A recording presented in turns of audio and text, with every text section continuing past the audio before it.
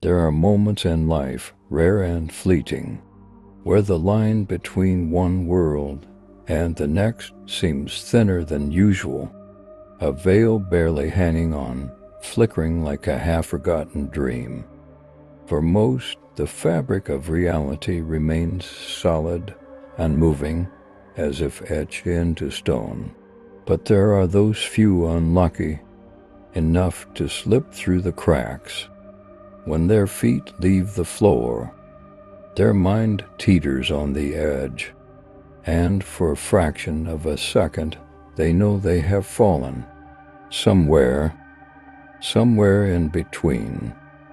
It begins small, almost imperceptible, a change in the air, like the sudden drop in temperature before a storm too quick to notice, but undeniable. Maybe it's the quiet hum of the lights overhead, an unnatural flicker that makes the skin on your arms tighten in instinctual unease.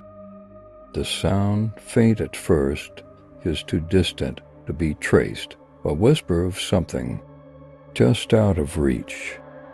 The scent is something unfamiliar, not unpleasant, but wrong in ways that make the throat close slightly, an almost metallic tang, like forgotten rust, like something left too long in the shadows. You remember your steps. You know you had been walking down that hall, heading to your apartment, the very same one you've walked down countless times before, the same low hum of fluorescent lights, the same burnt-out smell of fast food grease wafting through the vents. Nothing unusual. Then the slight dip. It's not quite a stumble, but it's enough to make you glance down at your feet. The floor is just slightly uneven. No, it's not uneven. It's something else. The hallway you've walked down so many times is no longer exactly right. You shake your head. It's not a problem. It's not a concern. You continue to walk, but as you move forward, the space ahead of you grows inexplicably distant. The flickering lights above you seem dimmer, as though receding, as if they are 1,000 miles away instead of overhead. The air begins to feel too heavy, like a weight pressing on your chest. You want to breathe deeper, but every breath feels shallow and natural. You reach out to touch the wall next to you, an instinctual reaction, a reassuring touch. But the texture beneath your fingers feels wrong. The smoothness you expect, the certainty of the surface, is replaced by something slick. The faintest cold trickle of moisture coats your fingertips, and when you look at them, you see something odd, a faint, unnatural sheen that was never there before, a flicker of reflection in the soft glow of the dying lights, but not quite what it should be, distorted, smeared as if the wall itself is fading, melting into something else, something you can't quite grasp. And then, just like that, you hear it, the faintest rustle behind you. No, it's not a rustle, it's the creak of something moving in the distance, too far for you to see, but near enough for you to feel it. You freeze, the sound stops. For a moment, nothing moves, nothing breathes, and then slowly your own heartbeat begins to thunder in your ears, so loud, so undeniable, that you wonder if it's the only sound left in the world. The walls around you seem to close in, the edges of the hallway narrowing. The flickering lights overhead begin to blink faster now, almost in sync with the rhythm of your pulse.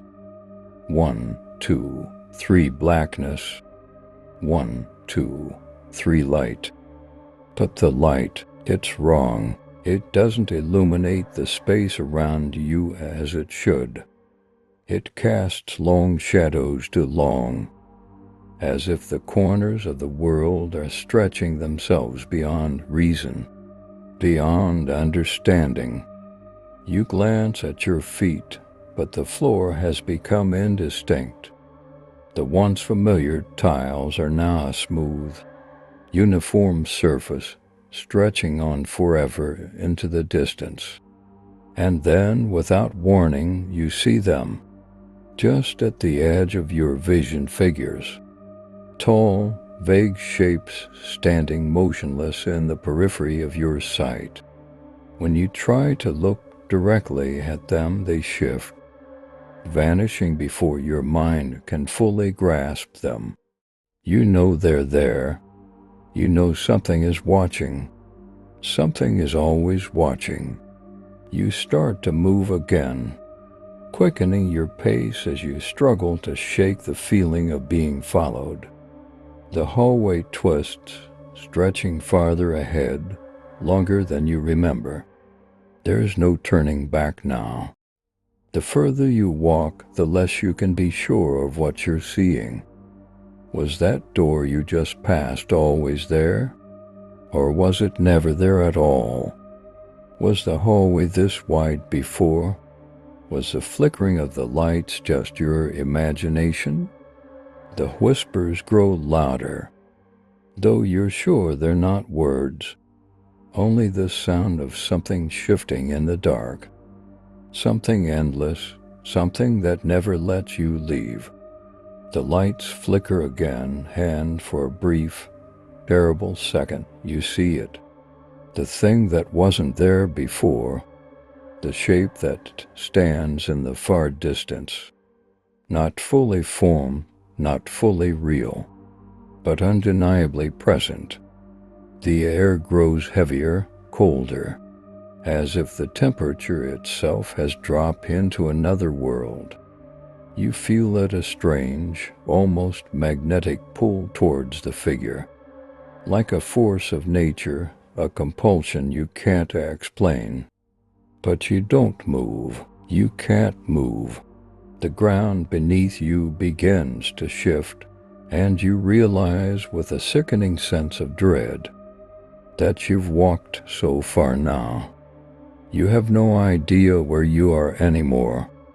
The hallway has become a maze, an endless expanse of the same lifeless yellow walls, peeling and cracking like an ancient ruin. The air smells old, too old, like something long forgotten.